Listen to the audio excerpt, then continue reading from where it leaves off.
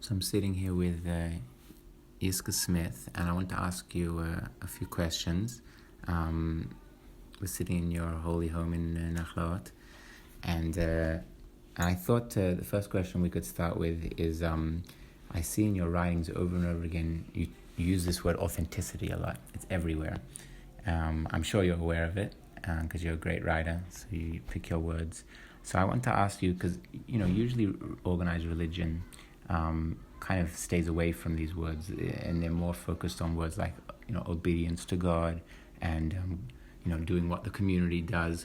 But in all of your talks and writings, this word self-expression and authenticity comes up and up again. So I want to ask you, why you're attracted to this word authenticity? What does it mean to you? And then number two, did you find that concept in certain Jewish thinkers, and then you translated it into this word authenticity? And who are those Jewish thinkers for you?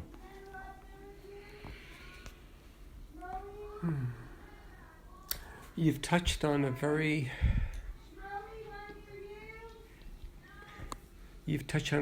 important dilemma that a lot of people find themselves in.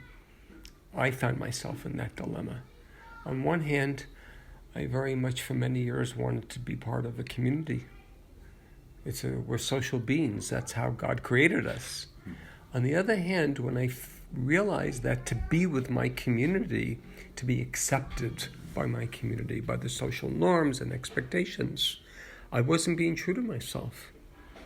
I felt like I was trading pieces of my own soul I was trading them in to the greater klal of the community. And I remember every Friday night when we daven the Amidah for Shabbat, and for the Amidah for Shabbat, Shacharit and Mincha, we say, V'tahel lebeinu la'avdecha ba'emet. I would cringe when I would say that. Because if there really is a HaKadosh Baruch Hu, and I'm asking HaKadosh Baruch Hu to purify a part of me in my heart, so I can be with God and serve God and be in the relationship, be'emet, in truth, but I'm saying it not from a place of truth. So if there is God, well then who am I kidding? And if there isn't God, why am I saying it? So it brought me to a real crisis, a theological crisis. And then I discovered, thank God, I discovered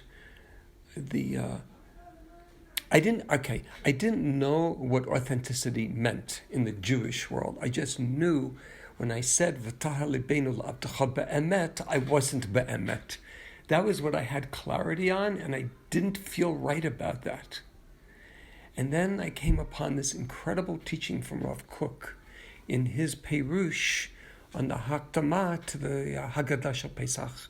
And he talks about what it means to be a free person, a ben chorin. And when I learned how he understood a ben chorin, I said, that's it. That's it. What is a ben chorin? He said you could be enslaved physically, but with the spirit, with the ruach of a ben chorin, the spirit of a free person. And that's when you are, and the key, the active word was ne'aman, when you're faithful, lepinimiyoto. When you're ne'aman lepinimiyoto, which is the tselem elokim shenevrabo. When you're faithful to the soul inside of you, the very essence of the image of God that you were created in, then you're free. And I realized that's what it means for me to be authentic.